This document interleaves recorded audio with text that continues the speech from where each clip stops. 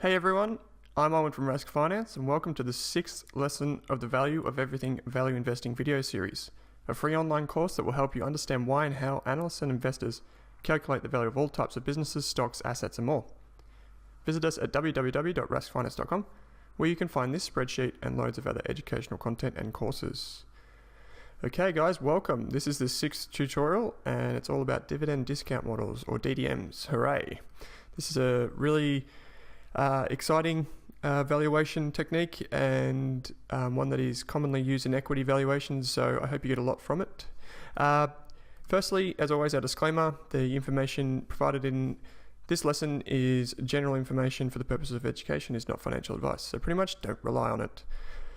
Okay, so dividend discount models. If a company has stable earnings and dividends, it may have non-restricted earnings which it can distribute to shareholders. We can value any company based on current and forecast dividends per share. That's the, well, at least the standard basic definition. So why do we use dividends to value shares? Well, I suppose dividends are often very consistent, so they're often more consistent than reported profit or net income. Sometimes these can be affected by abnormal costs or cyclical effects, but generally dividends remain pretty stable over time. Particularly with mature businesses, you'll find that companies they generally prefer to maintain their dividends rather than drop them slightly throughout the cycle, because it I suppose it instills confidence in with the shareholders, and it's just an industry accepted practice, I suppose, that once you pay a dividend that you would do what you can to maintain it, or at least keep it somewhat consistent. So DDMs, dividend discount models, are probably the simplest and the oldest approach in stock valuation.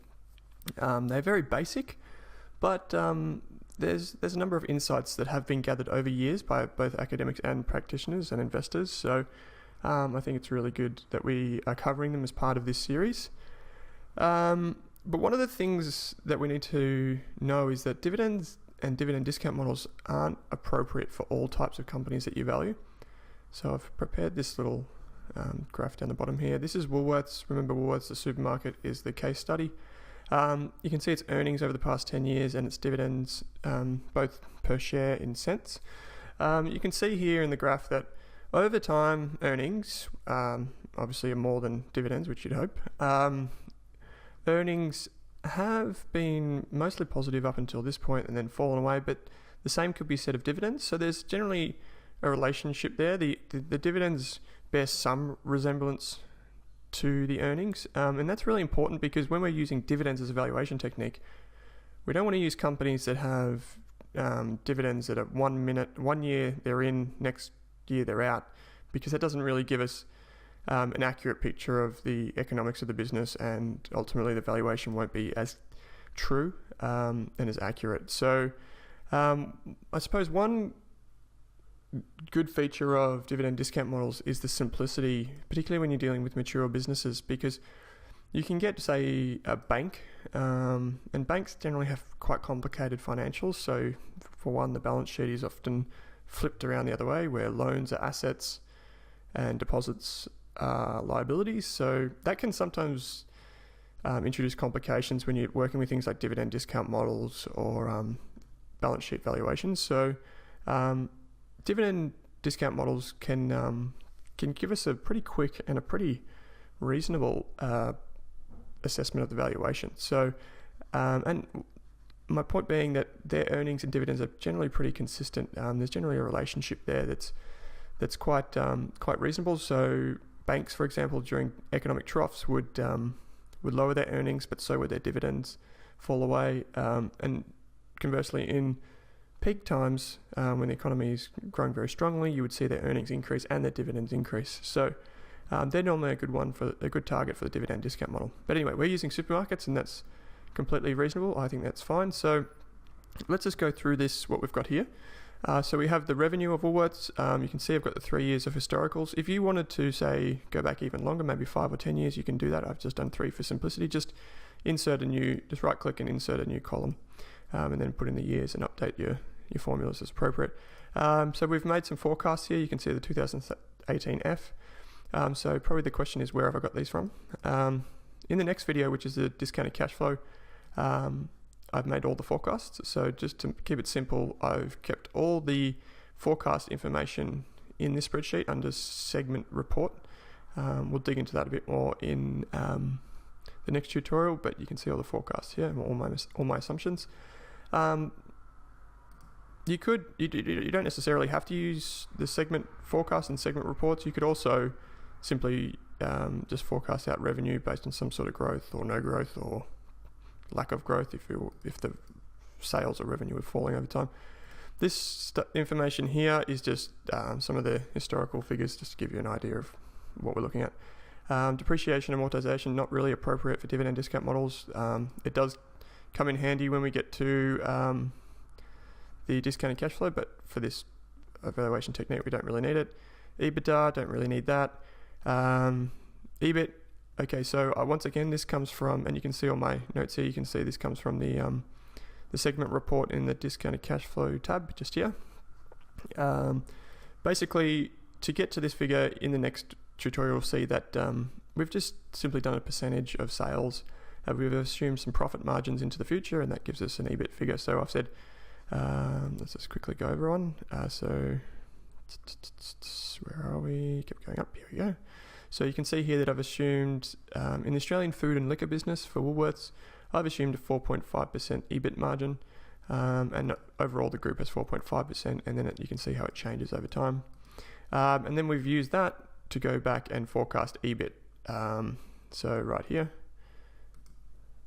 EBIT, as you can see in the formula up here, is simply the margin multiplied by the sales that we've forecast. And the sales have also been forecast over time by assumptions, which are further down the page. But that's how we get to EBIT. I've just pulled that in here for the dividend models. Financing costs, I've used a somewhat crude measure, which I've just done financing costs as a percentage of sales. I've got the average of the last 3 years and just applied that going forward. The effective tax rate, I've simply used the actual tax rate in Australia, which is 30%, and applied that to profit before income tax, and then applied that. There you have it. That's the income tax expense to get to net profit. It's important that we get to net profit because that's how we determine essentially what our payout ratio is going to be down the bottom here, and how many dividends per share people are going to get. So that net NPAT margin, net profit after tax margin, that's just for historical purposes. Shares on issue, you can see the shares have grown over time. So you can see here, I got this from the annual report, so I used the weighted average shares on issue, but you could use the shares on issue or something similar. So you could use that ending shares on issue at the end of the period. Either way, the numbers will be very, very close together. So the grouping will be not that far apart. So I'm not too fussed. I'm just keeping it simple and using the weighted average. And I've also taken the growth from year to year in the shares on issue. So companies love to issue new shares to employees or sometimes to raise capital. And I've assumed that Woolworths continues to do that into the future at that rate, which is simply the average of the last 3 years. When I say 3 years, it's because these changes have been over 3 years, and that's why I've assumed that there. And you can see that grows over time. You might assume that the company doesn't issue any shares, in which case you could just put a 0 in here if you wanted to, but I'll just assume 1.08%, just easy. So basically earnings per share, as you'll know, is simply just net profit divided by shares on issue. So that's it there. I've used, with this figure I should mention, I've used diluted earnings per share rather than basic earnings per share. Diluted earnings per share give a more accurate picture of the actual number of shares on issue, including options and similar instruments. So use the diluted earnings, use the diluted number of shares on issue and earnings per share figure. I think that's more appropriate. So basically we've said the net profit in our forecast period divided by the number of shares equals this figure. And then what we've done, and you'll have to step down a bit here to the green section, is we've assumed a payout ratio. So how much of Woolworths' profit is going to be paid out as dividends. You can see the historical figures here, and you could have gone back many years. Remember, the payout ratio is simply dividends divided by earnings per share. So how much of their profit is getting paid out as dividends? I've assumed 70%. But one thing you can do is you can go into the annual report and you can find where the company's board of directors may have some sort of outlook statement or some policy on capital management or dividend policy. So some companies might state in their annual report that they intend to pay out 70% of net profit after tax or something along those lines. I couldn't find Woolworths' dividend policy in the 2017 annual report. It may have one, but I couldn't find it. Nonetheless, I've just assumed 70% because it's a pretty reasonable picture of what they've paid out in the past. Pretty reasonable assumption, I think. Who knows, they might change that, they might not pay a dividend in the future, but like I said, dividends are generally pretty consistent.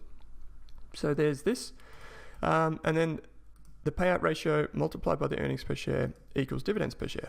So we're just essentially reversing that equation which we made over there. So $1.26 multiplied by 70% equals that.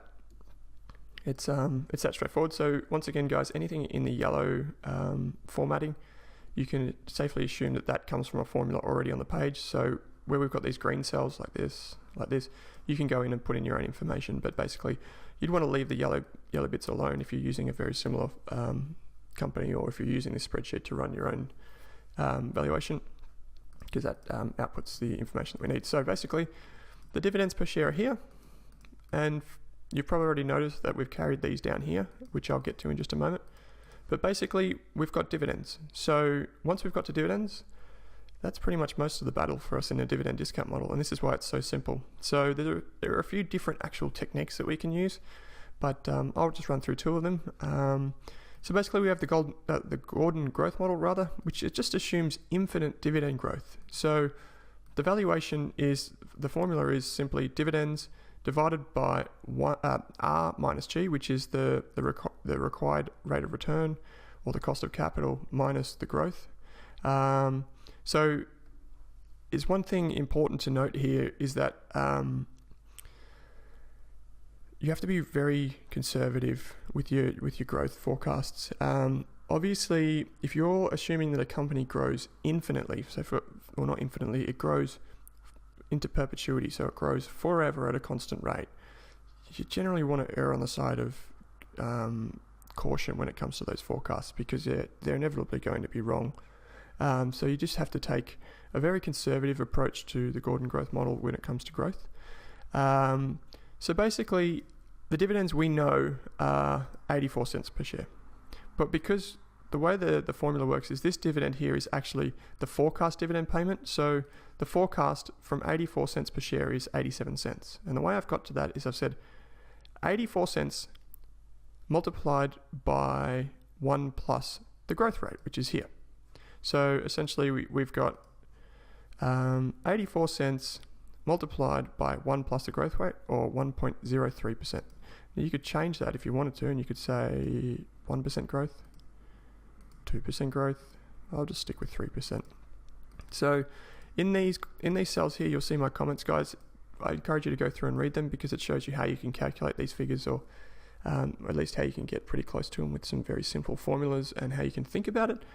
So the next cell is the rate of return. We know from prior tutorials when we did earnings power value, we know how to calculate the cost of capital. Here we just used earnings yield, and here we use the weighted average cost of capital, which is a bit more complicated. There are a few other ways you could calculate the rate of return here. I've included one in my notes. So you could say we can solve the Gordon growth model for the required rate of return. So many R's. So it's simply R equals the dividend next year, which we know is 87 cents, divided by share price now, which we know is around about $25, plus the expected growth rate, which we've assumed to be 3%. So you could do that, and you arrive at a figure that's just under 7%. I've just simply put in 7%. I could have brought in the figures, either one of these figures from this spreadsheet, but I've simply assumed 7%. You could put in whatever you like.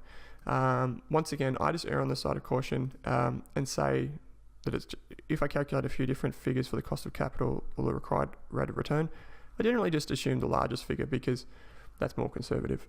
The growth rate, once again in the notes, you can see here that I've said to calculate this, you should do some industry research on the company's strategy, risks, and then look back over, say, 10 years, get the growth rate over that time and assume a rate. So you look at the history, what it's done, and get some, and do some analysis on the industry, the company itself, and try and build a picture of what might happen in the future, paint a picture rather of what might happen in the future, and then assume a growth rate.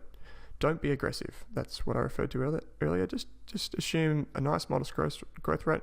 So Woolworths is a mature supermarket, so eventually its dividend growth will slow to a rate of inflation, i.e. normal price increases in the cost of living. Some practitioners will use something close to inflation, so say for example 2% plus nominal GDP growth, 1, 2, 3, 4% growth, etc. Then just add them together. Formally, you could calculate growth, G, like this. You could say G equals 1 minus the payout ratio times the return on equity. So what are we saying there? We're saying how much of earnings is retained. Remember, the payout ratio is the amount of profit paid out. So that means whatever's left over, the company can reinvest. And then it's invested at a rate, which is the return on equity. And once again, you come out with some rather conservative figures. I've just assumed 3%. You can use this little drop-down tab here to sort of test some different scenarios. You could also just even type in the figure, but I'm going to stick with 3%. And you can see the valuation here. That's as simple as it is, $21.63. So that's the Gordon growth model. You simply get the next year's dividend and you divide it by the rate of return which you assume minus the growth rate, which is 3% in this case, $21.63. It's that simple. Now, another one that we can do is called the multi-stage dividend discount model.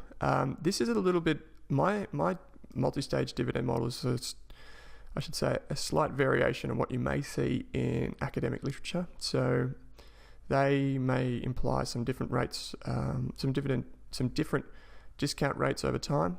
They may imply different growth rates, hence multi-stage, meaning different growth rates or different discount rates.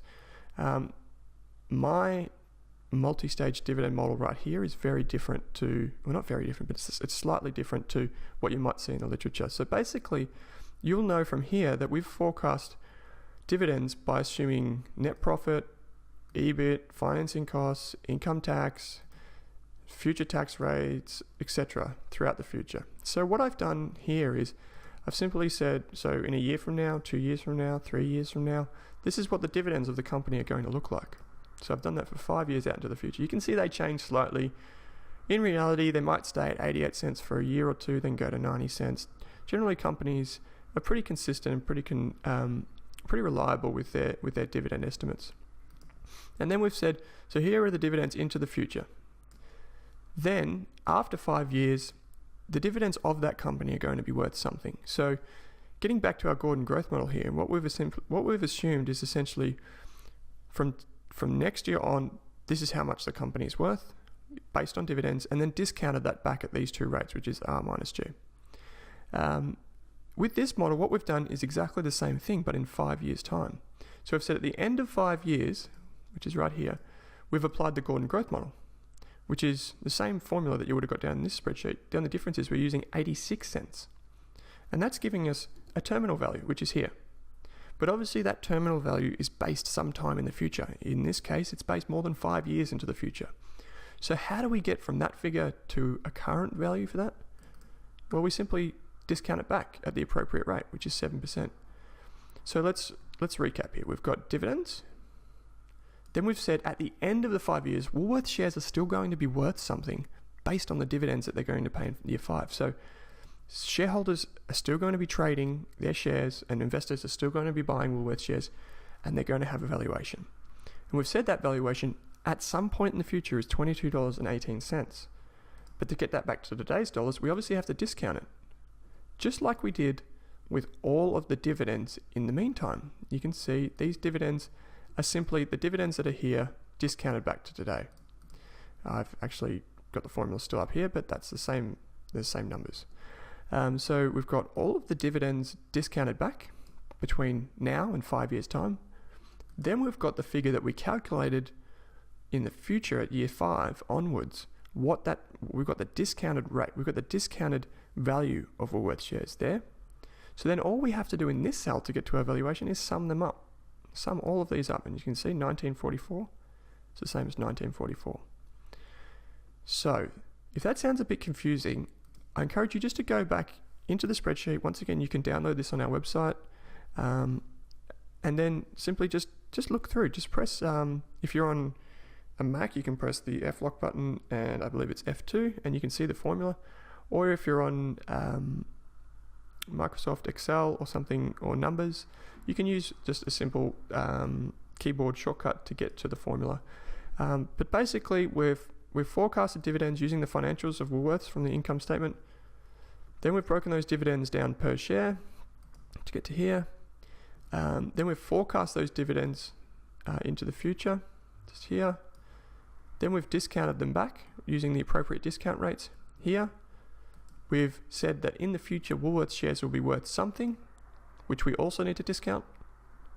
And then we've just added them up here.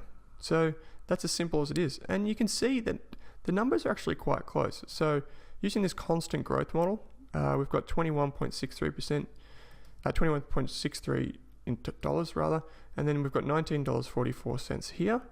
The reason why they probably vary so much is because of this implied growth rate. We've assumed using the Gordon growth model that Woolworths dividends grow at 3%, whereas here we've forecast, well, dividends don't really grow. They go up to 90 cents, 92 cents, and back to 85 cents and 86 cents. So they sort of bounce around a bit. There's no real constant growth trajectory there, but they're very close.